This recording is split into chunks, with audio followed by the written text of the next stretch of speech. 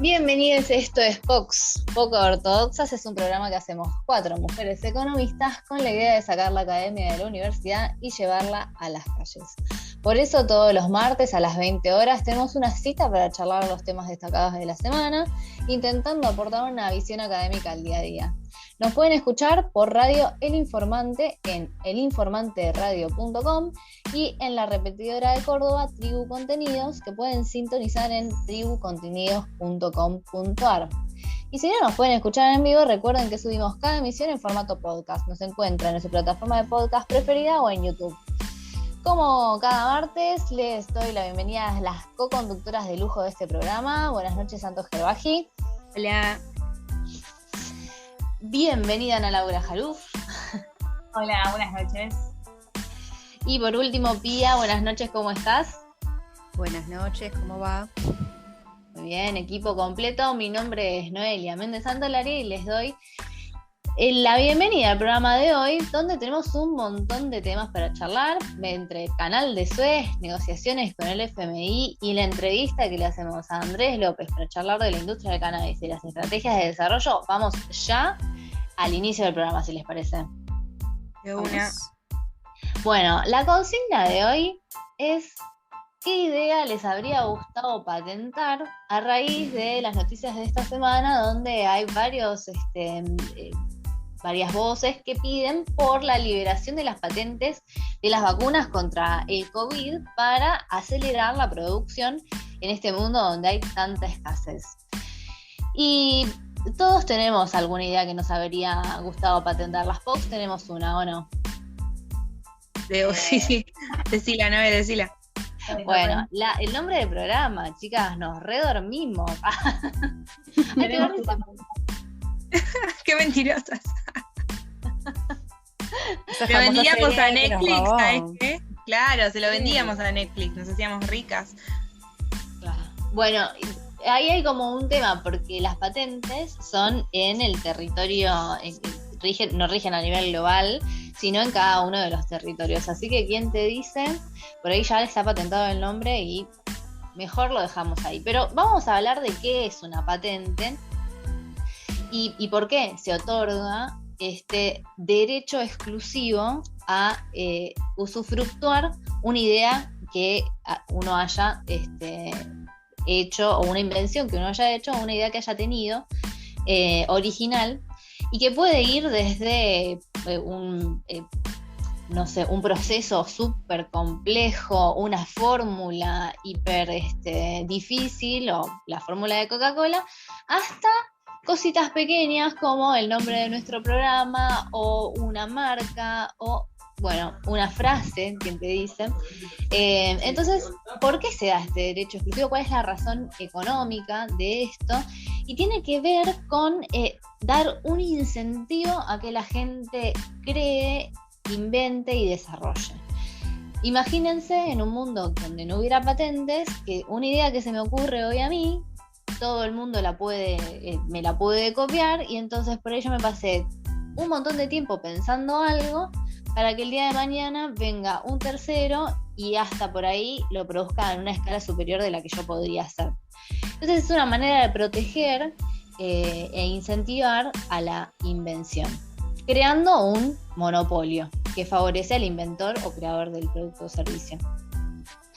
Llevándolo a lo de las vacunas, llevándolo a lo de las vacunas, yo pensaba, ¿no? Si ahora le sacan la patente a las vacunas, si hay otra pandemia, ¿los laboratorios se pondrían tanto a innovar o la van a pensar 2 veces? Bueno, siempre queda la duda. Tampoco es que haya tantas pandemias, vamos a decirlo, esto pasa una vez cada 100 años. No Entonces, sé. Quizás, y sí, venimos con la gripe A, venimos cada vez la gripe porcina, que no fueron tan grandes como esta, pero ¿quién te dice que se vienen más? Optimista, hashtag arrancamos el parte de optimismo. Bueno, pero acá es interesante analizar, porque por un lado, a ver, me parece que se entiende el motivo por el cual se otorgan patentes, este tipo de proteger las ideas y que eso genere más creación e innovación. Y en casos particulares como este de la vacuna, quizás sea el Estado el que debe tomar las riendas o meterse más en lo que es este proceso de innovación, cuando lo ideal y lo necesario es que se vacune a toda la población. Entonces, como diferenciar también lo que puede ser inventar algo que lo va a comprar el que quiere, cuando tenés que diferenciar eso de algo que hay que inventar, en este caso una vacuna que es necesaria para toda la humanidad. Quizás ahí también se puedan hacer algunos grises. Claro, que se traduzca al mercado, ¿no? Porque a veces tener la patente no implica que ese producto eventualmente circule. Entonces ahí, para este tipo de cosas, lo que es vacunas, está bueno que haya alguien, además del inventor, del innovador, que justamente asegure que esto llegue a la población y que llegue de una forma responsable, digamos. Sí. Tal cual, tal cual. Bueno, chicas, si les parece, vamos a las novedades de la economía local. ¿Nos las contás, Ani? Perfecto.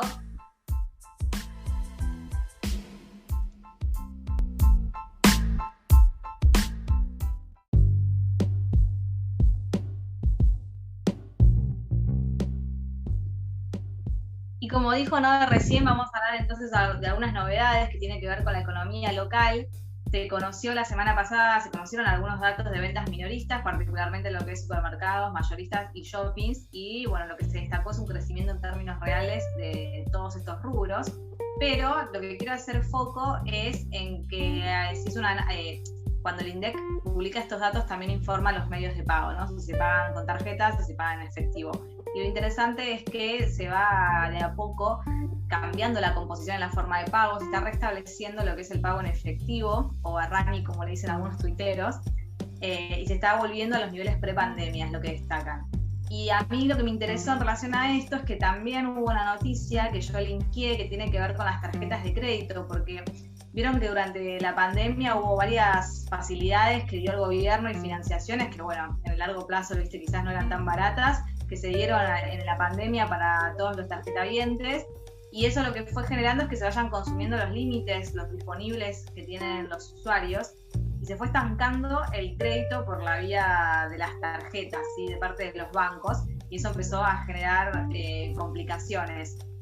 Y en este sentido, el stock de financiamiento que se obtuvo a través de las tarjetas tuvo una caída del 10% en términos reales. Esto generó también, bueno, un cruce. ¿Por qué? Porque el consumo privado bueno, voy a decirlo, ¿no? Tipo gobierno peronista, siempre va a haber un impulso al consumo privado porque es parte de su pensamiento, ideología, si se quiere, para reactivar el consumo, y particularmente en este periodo post-pandemia, o bueno, espero que no nos vuelvan a encerrar, también se está buscando darle un impulso fuerte al consumo. Entonces, bueno, hubo un cruce entre los bancos y Culfas. Culfas los acusó de no querer prestar y los bancos devolvieron, digamos, la acusación diciendo, mira, tenemos costos muy altos, no me cierra el número entre todos los impuestos que cobras, el costo financiero que tengo y la tasa a la que tengo que prestar. Bueno, cuestiones que se estuvo viendo complicada lo que es la financiación con las tarjetas de crédito, y eso empezó a provocar un cambio en el comportamiento, y esto podría afectar este aumento de consumo interno que tanto busca el gobierno. Y por otra parte, relacionado con esto, se aprobó este fin de semana, bueno, media sanción de lo que es el impuesto a las ganancias, que va a modificarse. Y en este sentido, bueno, hubo también un debate muy grande entre los economistas diciendo, mira, le estás dando beneficios al 10% que más cobra, y los que menos plata tienen que seguir pagando un montón de impuestos que son altamente regresivos. Y bueno, incluso se lo subieron, sí. ¿Cómo? O incluso se lo subieron, sí. Claro, entonces es como que hay como una suerte de quiero aumentar el consumo privado, o sea, va a aumentar, pienso yo, va a aumentar el consumo privado a través de que vos le estás dando más poder adquisitivo a los que más dinero tienen. Quizás desde ahí tengas una atracción, supongo también que son los que menos problemas, llamémoslo, tendrían con los límites de las tarjetas de crédito, pues son los que mejor sueldo tienen o lo que sea, pero bueno, es como raro, ¿no? Porque se habla de justicia social, pero por otra parte probablemente los números muestren un aumento de consumo en ese segmento de la población. También ahora estoy recordando que se está por terminar lo que fue el beneficio del precio de los alquileres, que se congelen, y una serie de cuestiones que, bueno, va a empezar eso a impactar cada vez más fuerte en el bolsillo de los argentinos. No sé ustedes qué opinan. Y también se vio como una especie de recomposición del salario, sin una paritaria, digamos, con esta suba del impuesto a las ganancias. Lo que Claro. sí. Entonces, se está también evaluando cuánto volvería por el IVA de consumo. Pero también hay que pensar que mucho de ese aumento, digamos, de salario real que van a tener los trabajadores puede ir o al dólar, a su vez, o a Claro. pagar deudas, que también las familias, como habíamos visto el año pasado, estaban bastante endeudadas. Claro, hay un riesgo ahí, porque justamente, ¿no? Ellos, digamos, si lo que quieren es que aumente el consumo privado, está bueno lo que vos decís, porque justamente la gente que más cobra tiene más tendencia a ir al dólar o otro tipo de activos, no va tanto al consumo, o también están Exacto, sí. endeudados. Va a ser interesante ver de acá a fin de año qué es lo que realmente pasa. Más que también es capacidad en con- el ahorro. Creo que también es consecuencia de, esto ya lo hemos charlado varias veces, de falta de diseño de un sistema integral tributario, ¿no? Como que no se piensan en todas las aristas, a veces algunas medidas son parches, otras son electorales, o no agarran a toda la población, o las impactan de forma distinta. Eso te iba a decir, fue interesante porque dijiste que con fines electorales, yo estaba pensando en esto, no quiero ser mala, pero bueno, vienen justo las elecciones de medio de mitad de mandato y justamente se sale una medida que va a beneficiar a un grupo de personas que uno podría pensar, en mi opinión, en realidad son más votantes de la oposición. Entonces hay como un querer, no sé, pienso que hay algo de eso y bueno, qué sé yo, los típicos parches del gobierno. Pero bueno, eso es un poco lo que las últimas noticias de esta semana, y si están de acuerdo, hablando de parches y de cosas que se complican, podemos pasar a lo que pasó en Suez, en el canal de Suez, que que hay todavía un buque atravesado, ¿no? La idea gráfica de un parche, ¿no? Justamente, cómo o de, no sé, hacer agua en muchos lados. Sí, la semana pasada, el martes pasado, en el canal de Suez, que es una ruta comercial muy importante porque está en Egipto, pero es clave geográficamente al unir el mar Mediterráneo con el mar Rojo. Y la semana pasada, el martes, como les decía, un barco que tiene carga muy importante, se llaman buques portacontenedores, quedó atascado en el medio del canal, que justamente es la parte que une la ruta entre Asia y Oriente Medio y Europa, con lo cual es un lugar estratégico. Para darles una idea en cuanto a números, mueve más del 12% del comercio mundial, y eso en términos económicos es un equivalente que día a día pasa en mercancías un monto de 9.500 millones de dólares, con lo cual ese atasco puede quitar fluidez a nivel global en cuanto al comercio, digamos, ¿no?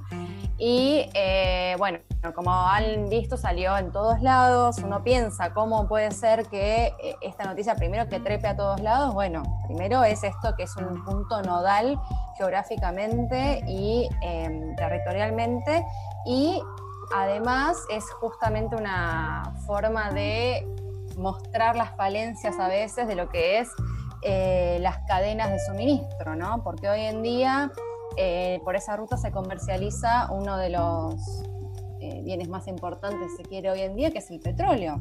Hay una nota de la BBC que justamente lo que decían era que cada día que este canal esté cerrado significa, primero, Egipto no está cobrando el peaje de 700.000 millones de dólares, que ya eso es un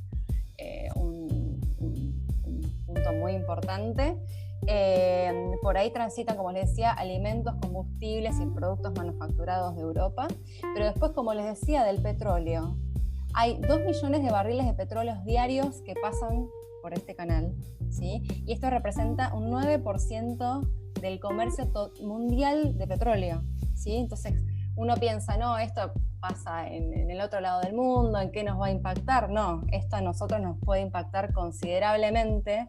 Primero porque justamente ese canal chiquitito, como uno lo ve, es una vía que abarata muchísimo los costos de transporte, ¿no? Porque si este canal está trabado, lo que tienen que pasar con las vías marítimas es que tienen que empezar a bordear todo lo que es África para poder llegar a Asia y a Medio Oriente.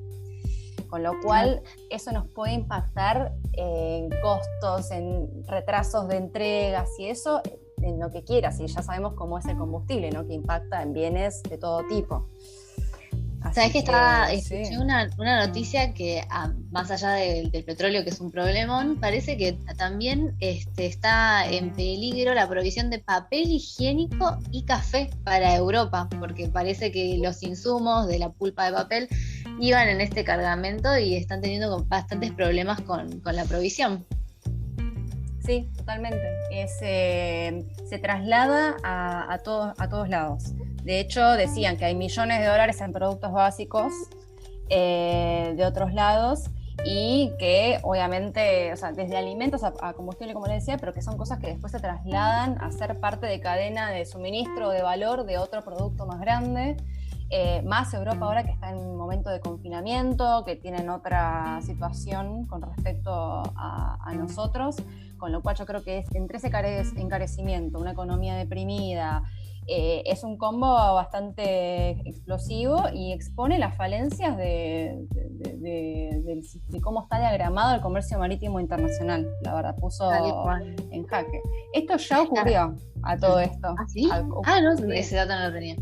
Ocurrió hace creo que en 1967, si mal no recuerdo, que recuerdo, como si yo viviera en esa época. No, oyente, soy más joven. Pero sí, ha ocurrido, pero porque justo quedaron en el medio de un combate con Israel y Siria y estuvieron 15 buques trabados ahí en el canal. Así que... Increíble cómo dependemos de un conductor de buque que justo maniobró mal y ahora está todo el comercio. Es como revivir el COVID. Sí, la verdad que estos años nos sacamos todos los números. Y me gustan mucho los memes en las redes sobre cómo mandaron a la pala mecánica a intentar desencallar el barco como una esperanza. No sale más. Estoy identificada con esa pala en mi vida. Tal cual. Bueno, hablando de redes, ¿por qué no pasamos al Abrohilo? Que está recargado hoy. Vamos.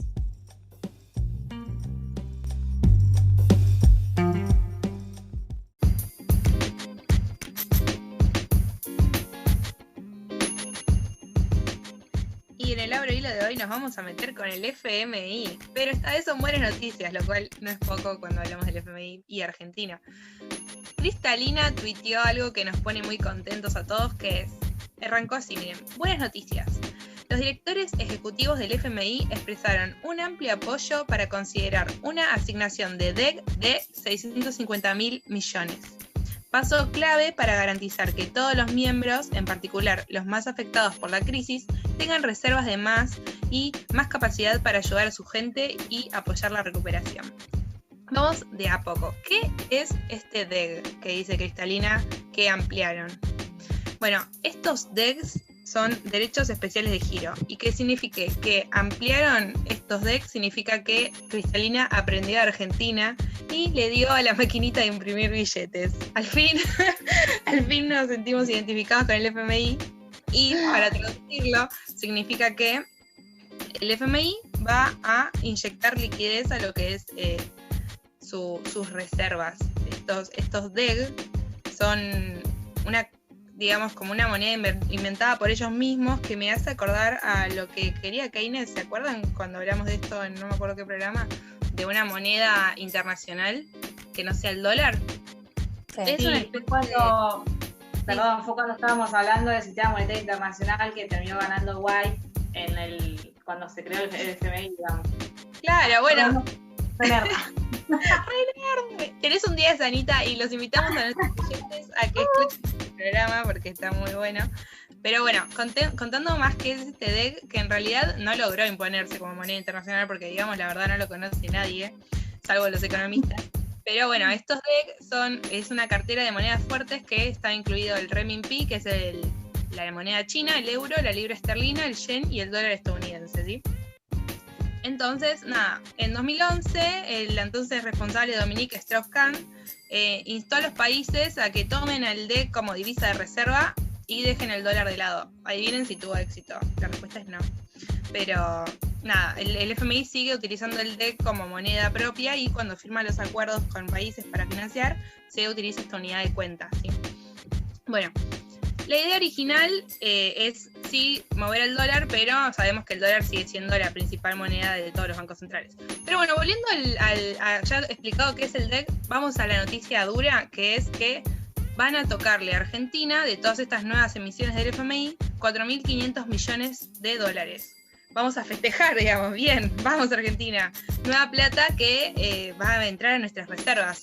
Así que nada, Guzmán estaba muy contento con esta noticia y por supuesto lo expresó en Twitter diciendo: la extensión de los derechos especiales de giro es un logro importante al que se llegó gracias a liderazgos muy positivos en un momento muy difícil para el mundo. Hashtag chupando medias al FMI. Le va a permitir a los países que más lo necesitan tener mejores condiciones para lidiar con los efectos de la pandemia. Guzmán está súper amigo de Cristalina, eso está genial porque tenemos ahora que estar ahí negociando. Un datito de color que les quiero tirar, chicas, es que Argentina ostenta el crudo título de principal deudor del FMI, y eso ya lo sabemos. Pero por eso el aliento a media de Guzmán, ¿no? Perdón por la expresión, pero sí. Sí, pero escuchen esto, para el organismo, Argentina representa casi 1/3 de sus acreencias totales y la mitad de los intereses que cobra el FMI vienen de Argentina. Así que la verdad que estamos manteniéndolos nosotros solos, chicas, más o menos. Mejores amigos. Claro, mejores amigos. Carnales. Estamos como que si uno se cae el otro. Estamos ahí, nuestro destino está compartido a full. Bueno, pero los usuarios de Twitter reaccionaron, como siempre, a esta noticia de la mano de Cristalina y Martincito Guzmán, y le tuitearon a Cristalina: por favor, no le des más plata a Argentina, esto no nos va a ayudar. Argentina tiene que reducir el tamaño del Estado y reducir los impuestos. Ahí escucharon con el tema de ganancias que contó Anita. El gobierno se va a robar la plata o la va a gastar toda, dice @BBDiego. A lo que @País y Paz dice: deja que nos den, si total no pagamos nada. Pero a mí me parece que esto es estratégico, porque así como nos la dan, se la tenemos que devolver. Bueno, no, en realidad no es tan así porque esto, como es una emisión, no es un préstamo, no es lo mismo. Esta plata va a ir a todos los países según los porcentajes que posean de participación en el fondo, así que no hay de qué preocuparse, son intereses mínimos y no tienen nada que ver con el préstamo que nos dieron hace ya 3 años, me parece que estoy bien.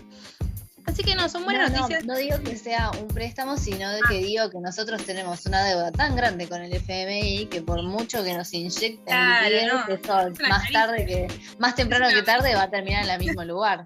No, claro, te doy para que me devuelvas. Pero no, en realidad se está hablando que esta plata nos vendría bien para el vencimiento con el Club de París. Así que, ojo, que en realidad pueden terminar siendo las mismas personas, pero diferentes organismos. Chicas, ¿qué les parece si pasamos un tema musical y después pasamos a la entrevista que está increíble? Dale.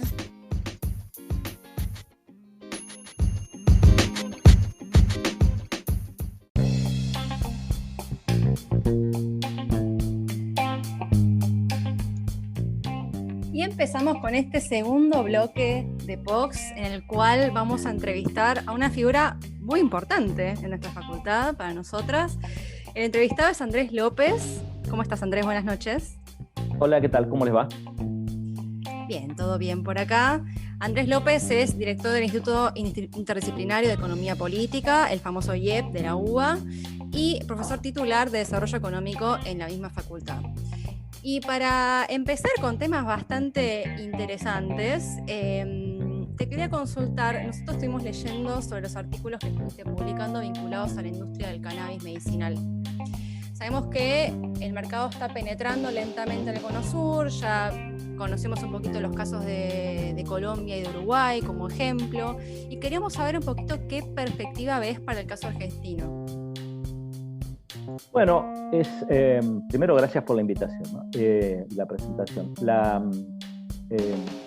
industria, en el caso argentino, es parte de un fenómeno mundial, como creo que es bastante sabido. Se ha ido expandiendo el interés por usar el cannabis para usos medicinales, que en realidad es algo que tiene miles de años de historia, ¿no? Digamos, porque el uso de muchas sustancias, no solo el cannabis, sino otras sustancias llamados estupefacientes o narcóticos que hoy son ilegales, han sido usados con fines medicinales desde muchísimo tiempo atrás, y el cannabis también integraba la farmacopea en Estados Unidos e incluso en Argentina, hasta que se lo prohibió junto con otras drogas, digamos, en las primeras décadas del siglo XX. O sea que no es totalmente nuevo, no es que nunca nadie pensó que el cannabis tenía fines medicinales, sino que bueno, ahora tuvo un revival particular, primero cuando se aisló el THC, que es el principal componente psicoactivo, a fines de los 60, y ahí empezó a entenderse la estructura y la composición del cannabis, y luego, bueno, con el descubrimiento de que algunos componentes o bajo ciertas algunos compuestos que están dentro de la planta podrían servir, por ejemplo, lo más conocido para el caso de la epilepsia refractaria, ¿no? Donde ya hay 2 medicamentos con patentes aprobadas en el mundo. Pero luego también apareció un mercado menos formal, si se quiere, que es el mercado de los aceites, las cremas, etcétera, que mucha gente se agarran y entra a Mercado Libre o cualquier lado, van a encontrar que se ofrecen ahí, y que si bien no reclaman propiedades medicinales, tipo como un medicamento que uno compra con prescripción que dice esto sirve para tal cosa y lo aprobó la ANMAT y se pasó por ensayos clínicos, eso es como lo que se llama fitoterapéutico, ¿no? Como si uno va y compra valeriana porque no puede dormir o ese tipo de cosas. Y bueno, ese mercado entonces hay un mercado medicinal estricto, que es el de medicamentos bajo prescripción, que por supuesto implica gastar mucho dinero en investigación, hacer ensayos clínicos en decenas de miles de personas, etcétera, y otro que es un mercado más light en ese sentido, donde yo no me lo va a recetar, no, digamos, un mercado que apunta a esta franja, ¿no? de medicamentos que se venden sin prescripción, pero que la gente que lo consume supone que tiene algún impacto sobre su bienestar, su salud. Y bueno, en Argentina hay por supuesto, muchas familias que tienen hijos en particular que han venido reclamando por la ampliación de la posibilidad de acceder a tratamientos para la epilepsia refractaria, básicamente. Y luego hay un montón de otra gente que consume cannabis o cree que consume cannabis, porque si ustedes entran a esas páginas o compran una crema de cannabis por ahí, no tienen la más remota idea que hay adentro, porque nadie lo controla, ¿no? No sabe la composición, cómo fue producido, nada. Lo cual es un problema. Entonces está todo ese mercado que en el mundo, no sé si ustedes tuvieron la suerte de ir en Europa, por ejemplo, uno entra en España, son negocios que están llenos de productos de cannabis, de todo, no psicoactivo, ¿no? Digamos, cannabis de bajo contenido psicoactivo, componente más conocido se llama CBD, ¿no? Entonces hay jabones, cremas, shampoos, lo que quieran. Todo ese mercado tiene un amplio potencial, sea porque realmente hace algo o porque a la gente le resulta simpático o cool consumir cosas que dicen que tienen cannabis. Por ejemplo, ya hay una cerveza, el otro día me la mostraron, que tiene aroma de cannabis y de vuelta le agregan el aroma nomás, ¿no? Digamos, no tiene un componente psicoactivo. Sí. Una consulta, ¿esto actualmente es producción estatal nada más o también está el sector privado ya dentro? Bueno, hoy por hoy hay una sola empresa funcionando legalmente en Argentina, que es Canava, que es una empresa de la provincia de Jujuy, es una empresa 100% estatal, de propiedad de la provincia,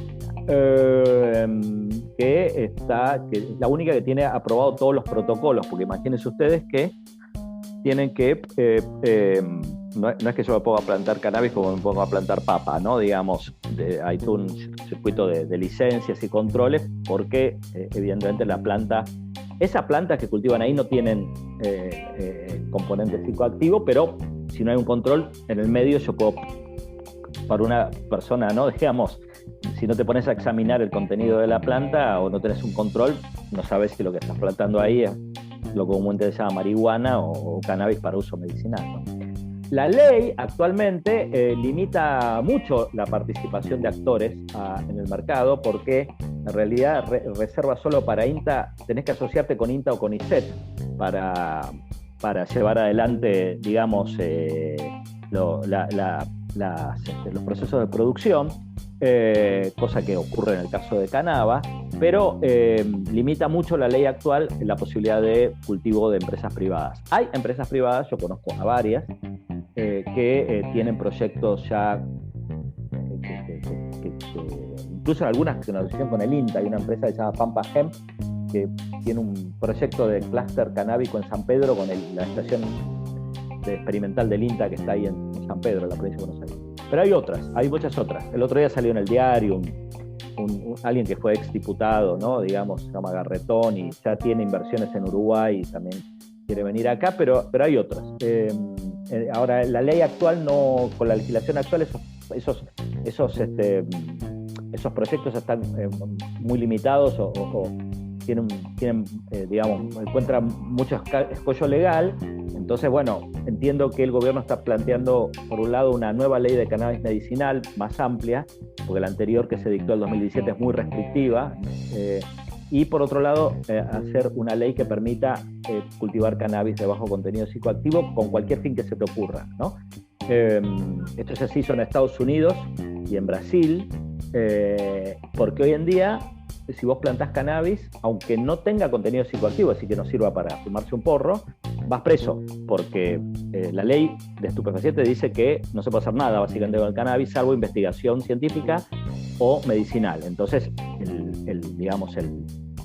el atajo es que esto es investigación medicinal, pero entonces, digamos, por eso es muy restringido, necesitas una autorización, etcétera.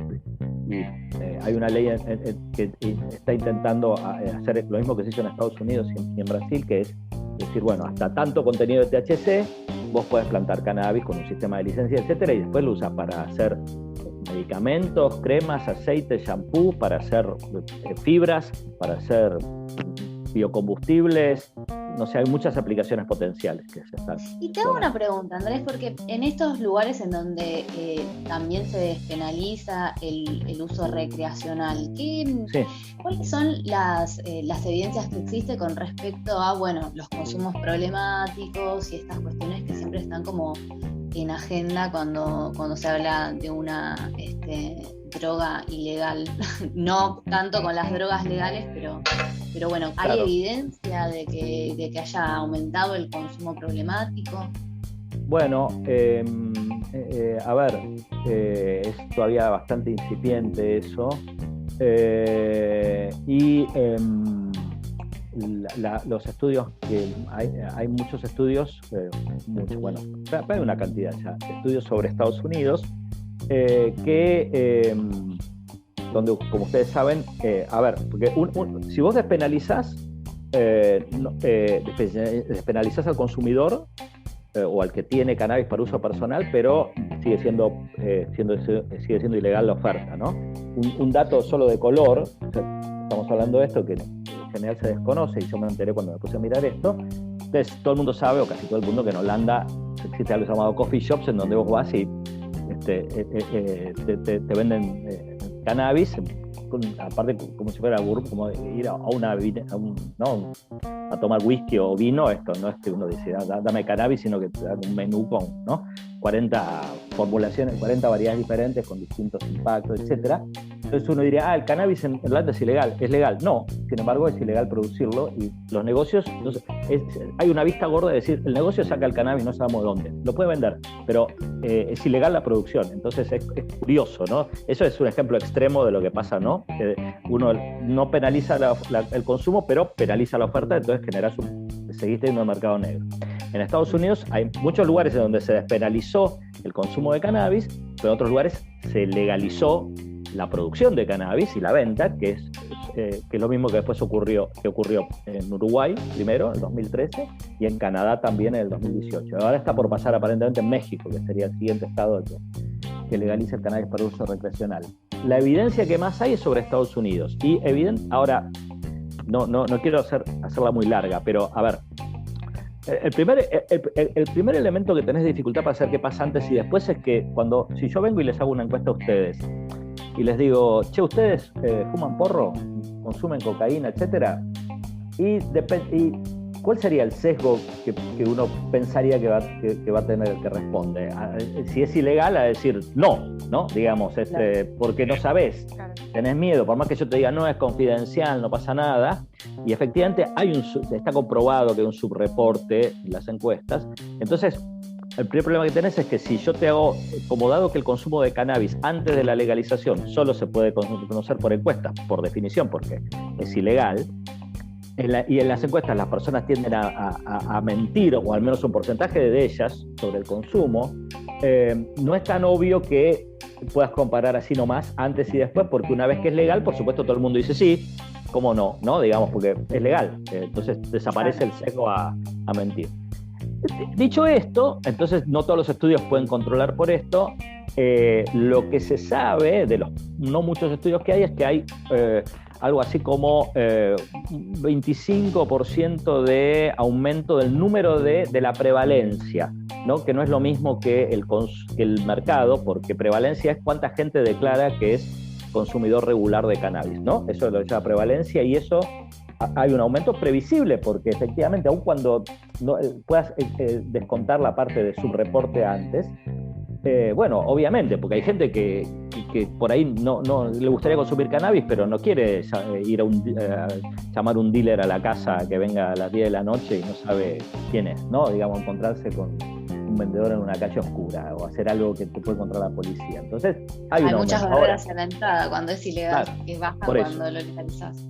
Tal cual. Ahora, dicho esto, hay otras dos cosas. Uno es que, salvo un estudio hasta donde yo conozco, el grueso, y ese es el consenso, no ha aumentado el consumo en adolescentes, la prevalencia en adolescentes, lo cual, por supuesto, es importante porque aparentemente, según los estudios médicos, es ahí donde puede producirse mayores problemas de largo plazo, si empieza el consumo en la adolescencia. Claro está que está prohibido vender, digamos, ningún estado que se legaliza el cannabis se le vende a adolescentes legalmente, pero claro, ustedes se imaginan que no es lo mismo esa prohibición en Canadá que digamos, en algún lugar de América Latina. Probablemente los resultados no sé cuán claros serían, porque aquí esas prohibiciones se ejercen con mucha menos enforcement, ¿no? Pero en todo caso, en Estados Unidos, donde más hay, no hay aumento del consumo de la prevalencia en adolescentes. Y un dato interesante que hay, que algunos estudios sugieren que baja el consumo de otras drogas duras, como especialmente los opiáceos, que en Estados Unidos, como ustedes saben, es una epidemia y son mucho más dañinos que cannabis. Los opiáceos, como la heroína, y entonces podría haber una sustitución de drogas más pesadas por drogas como por cannabis. Bueno, pero hablando estamos hablando de cannabis, que puede ser considerado quizás, si fuese legal, como un recurso natural, porque, sí. Bueno, te voy a llevar a la sale polémica de la tierra, sí, por ahora, que también hay la polémica de Twitter, Andrés. Justo salió del cannabis y nos vamos a meter en la polémica de los recursos naturales que hubo en Twitter. Nosotros te seguimos, como muchísimos de nuestros oyentes seguro en Twitter, tenés un montón de seguidores, sos un Twitstar, así que vamos a hablar de tu cruce. Sí, de tu cruce con Fernanda Vallejos, que no fue tal cruce. No sé si vos querés contar qué pasó, que al final ella te bloqueó. No, bueno, pero porque emitió una opinión sobre un viejo tema que es lo que se llama la maldición de los recursos naturales, que la maldición de exportar alimentos. Y en realidad, bueno... En el contexto de que la carne estaba muy cara. Claro, primero hice un tweet y luego escribí una nota en nuestro blog que tenemos con colegas de la Facultad de Alquimias Económicas. Muy bueno, recomendadísimo. Bueno, gracias. Bueno, yo es una literatura que resulta que conozco, y en realidad el argumento de esa literatura es que los países, digamos, hay dos discusiones, ¿no? Primero, si es una maldición exportar alimentos, y la respuesta básica corta es no, pero sí, lo que puede ser sí problemático desde el punto de vista del desarrollo es depender de la exportación de alimentos, pero no por los problemas que mencionaba Vallejos, sino porque si vos tenés, por ejemplo, tu estructura exportadora muy pegada a alimentos y tu estructura fiscal también, a la exportación de alimentos, cuando hay un shock de precios o de cantidades, por ejemplo, porque tenés una sequía, etcétera, bueno, claramente hay una volatilidad de la economía mucho más alta que una economía que exporta, no sé, autos, en donde no hay esas fluctuaciones bruscas ni de precios ni de cantidades. Entonces, la literatura te dice que si vos, el país que más exporta alimentos es Estados Unidos, o sea, y no tiene ninguna maldición. Ahora, no depende, el peso de los alimentos de las exportaciones de Estados Unidos son mucho más bajos que de, por ejemplo, Paraguay, ¿no? Entonces, el problema no es exportar alimentos, sino de no diversificarse lo suficiente. Luego, además hay otra cosa, que es que, y el caso de cannabis viene a cuento, que también muchas veces se pierde que toda esa producción y exportación de alimentos genera encadenamientos, y eso también puede ser más grandes o más chicos según la economía, porque usas maquinaria, usas insumos, usas semillas, servicios cada vez más sofisticados, en fin, para hablar del cannabis hay toda una cadena de servicios muy dinámica y muy de alto valor. Ahora, después está el problema que ella mencionaba, que es bueno, se traduce en aumento de precios. Ok, pero entonces es otro problema, y la literatura y la experiencia internacional tiene mecanismos para lidiar con eso, ¿no? Que también lo sufren los países que importan alimentos, si vamos al caso, ¿no? Por supuesto, porque si importamos carne, también cuando suben los precios nos afecta. Y no sé, después qué sé yo, nunca la tagué porque nunca hago esas cosas. Otro día encontré que estaba bloqueado, pero bueno, no sé. No sé si es por esto o por otra razón. Capaz es por otra cosa. Pero me hiciste acordar cuando estamos hablando de las exportaciones. Quería saber tu opinión. O sea, las exportaciones, su elasticidad, en tu opinión, ¿depende más del precio o del ingreso del resto del mundo? O sea, de la demanda. Porque también está esa discusión. ¿Las exportaciones de alimentos estamos hablando? Sí. ¿O en general de alimentos? No, bueno, lo que pasa es que, claro, ahí... También estás tirando todo el tema del precio de los alimentos en un punto, y quizás también hay que ver qué le está pasando a la demanda de lo que nosotros... Bueno, claro, porque ahí viene la vieja teoría del deterioro de los términos de intercambio, asumía que una de las razones por las cuales los precios de los commodities, como se los llamamos nosotros, ¿no?, en la jerga, se tendían a deteriorar relativamente versus los industriales, una de las razones era porque la elasticidad de ingreso de la demanda de estos productos era más baja que la de industriales. Para la gente que no es especialista... Claro, un paréntesis, ¿qué es la elasticidad? Claro, por eso significa justamente, ¿no? Es decir, cuando es intuitivo, ¿no? Digamos, si cualquier oyente mañana le dobla sus ingresos, pues ojalá que eso ocurra, ¿no? Te doblan tus ingresos, la intuición es: vos no vas a doblar el consumo de alimentos, salvo por supuesto si estás a escalas muy bajas, ¿no? Digamos, pero si sos un ciudadano promedio de los países desarrollados, que se suponía que eran a los cuales nosotros le vendíamos alimentos, estoy hablando de hace unas décadas, ¿no?, cuando se desarrolló esta teoría, un ciudadano alemán se duplica sus ingresos, no va a duplicar el consumo de carne, hasta por una razón de salud o de saciedad, y va a dedicar una mayor parte de ese aumento de ingresos a consumir bienes industriales, autos, laderas o lo que fuera. Entonces, en el pensamiento anterior, que es en los países del sur le exporta alimentos a los países del norte, la demanda de alimentos iba a decrecer relativamente vis a vis la demanda de productos industriales, por este efecto, ¿no?, de las elasticidades diferenciales. Ahora, ¿qué pasó nuevo? ¿Por qué hay un boom de los commodities en los 2000? ¿Y por qué mucha gente piensa que los precios de los alimentos van a seguir altos en los próximos años? Porque ahora hay 7.000 millones de personas en el mundo, y mucha parte de 7.000 millones de personas, contra lo que alguna gente supone, han salido de la pobreza y empiezan a cambiar su dieta alimentaria. Y eso fue lo que pasó con los chinos también, y está pasando con otros países asiáticos, y empiezan a incorporar más proteínas en la dieta, y proteínas provenientes de carnes rojas, etcétera. Entonces, vos ahora lo que tuviste fue un efecto que la teoría de términos de intercambio en su original no contemplaba, que es que se te sumaron una masa de consumidores que algún día también se van a saciar, ¿correcto? Pero por ahora no están saciados de alimentos, y entonces tienen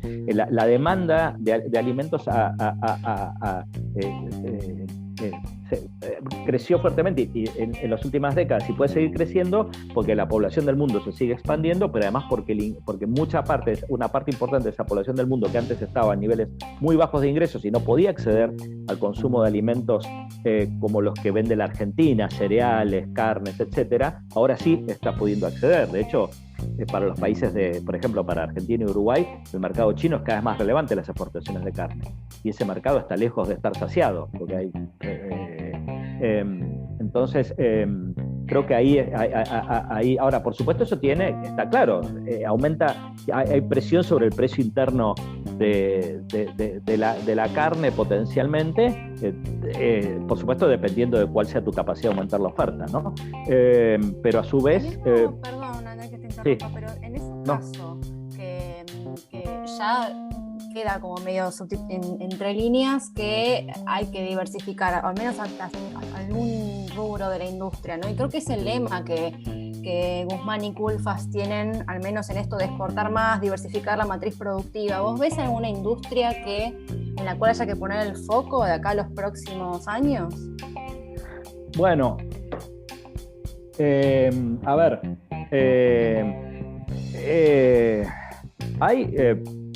yo creo, lo hablamos mucho con amigos. Involucramiento en las cadenas de valor, ¿no? También. Claro, lo hablamos mucho con colegas, ¿no? Y que les interesan esos temas. Creo que hay que abandonar la idea de una bala de plata, ¿no? Digamos, creo que las últimas 2 balas de plata que circularon fueron a diferentes escalas. Una es Vaca Muerta, ¿no? Digamos que se suponía que iba a generar... en su momento incluso llegamos a discutir, organizamos en la facultad un panel sobre la enfermedad holandesa, si Vaca Muerta podía traer una enfermedad holandesa. El público quizás no todo sepa lo que es la enfermedad holandesa, pero la idea de que vos descubrís, por ejemplo, que eso fue lo que le pasó a Holanda y así nació el nombre de enfermedad holandesa hace décadas, nuevos yacimientos riquísimos de un recurso natural, en este caso sería gas y petróleo en Vaca Muerta, y entonces te convertís en un mega exportador y entonces como te entran muchas divisas, el tipo de cambio tiende a apreciarse, ¿no? Porque hay un exceso de oferta de dólares, para ponerlo de una manera simple, y entonces pierde competitividad el resto de las industrias, ¿no? Que ven que el dólar se aprecia con costos internos que crecen, y entonces la enfermedad holandesa consiste en que perdés exportaciones industriales cuando te convertís en un mega exportador de gas o petróleo. Bueno, entonces, ahora, Vaca Muerta por ahora va muy lento, en particular, entre otras cosas, porque yo no soy experto en sector petrolero, pero por lo que escucho y leo, entre otras cosas, porque el precio del petróleo no está en los niveles internacionales, no está en los niveles que se esperaba que iban a estar cuando Vaca Muerta arrancó, pero además, como ustedes saben, y los oyentes entiendo que también en su gran mayoría saben, hay un gran signo de pregunta sobre el futuro de la energía en el mundo y hasta cuándo el mundo va a seguir demandando combustibles fósiles, ¿no? Hay una enorme presión por ir a otro tipo de fuentes de energía renovables o con menos impacto sobre el medio ambiente. Claro, exacto. Entonces, bueno, ahí Vaca Muerta por ahora no está haciendo, pero digamos. Claro, entonces, bueno, no queda claro cuánto puede aportar eso, aunque probablemente algún flujo de divisas adicional genere. Justamente hablamos de electromovilidad y hay gente que cree que el litio puede ser una gran oportunidad exportadora, pero poner en marcha el seguimiento del litio, eso sí es un caso que estudié bastante, lleva años y años, muchos años, y de hecho, pese a todo el boom que hay del litio, en Argentina hay solo 2 salares funcionando. Ahora este año creo que se pone en marcha el tercero, cuando supuestamente hay decenas de proyectos ahí dando vueltas, pero de vuelta, ¿no? Digamos, es una cosa que por ahora son 300 millones o 400 millones de dólares de exportación sobre 65. Entonces yo creo que no hay que esperar que haya una bala de plata, hay que generar las condiciones para que muchas industrias exporten, y muchas industrias y sectores de servicios también, porque un dato que no todo el mundo conoce, aunque cada vez es más popular, la Argentina exporta alrededor de 6.000 millones de dólares, o sea, más o menos un 10% del total de las exportaciones de bienes, en lo que se llama servicios basados en conocimiento. Hablo de software, servicios empresariales como contabilidad, auditoría y otras cosas, y ese es un mercado súper dinámico, y en la medida en que vamos a un mundo donde digamos, lo digital se hace cada vez más relevante, ahí tenemos mercados en expansión en el mundo, claramente, y existe una oportunidad en esas industrias en donde la Argentina dispone de capital humano calificado. Ahora, bueno. No hay que poner todos los huevos en una canasta. No. Nos llevamos ese No, ni elegir industrias, o sea, yo... Ni elegir, todas, que crezcan todas, que florezcan. Dicto desarrollo económico, como ustedes dijeron, y uno de los temas que enseñamos hace años es en Corea, los picking winners, etcétera. Y creo que cada vez es más difícil, incluso porque el futuro es incierto, lo cual no significa que uno crea que hay una industria que tiene mayores potencialidad que otras, pero es muy... hay que apostar, hay que diversificarnos, apostar y hacerlas crecer. Es mejor... Andrés, sí, exactamente. Perdón, estoy recortando, pero nos estamos quedando sin tiempo y no nos va a entrar el programa. Así que... Por favor, espero que haya sido de utilidad. Nos encantaría volver a tenerte de nuevo con nosotras en otra oportunidad, en otro encuentro, porque la verdad que seguiríamos hablando 3 horas, pero no nos da la hora del programa. Todo bien, espero que haya sido de utilidad y cuando quieran nos volvemos a ver. Muchas gracias. Chao, hasta luego. Gracias, hasta luego. Chao, gracias.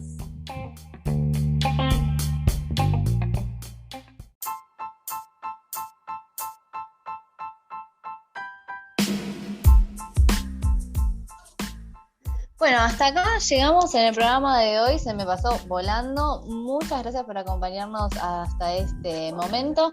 Me despido de ustedes, chicas, hasta la próxima semana. Pero antes, ¿dónde nos pueden seguir para escucharnos? Nos pueden seguir en Spotify como Pox-Poco Ortodoxas, y si no en Facebook, YouTube e Instagram como Poco-Ortodoxas.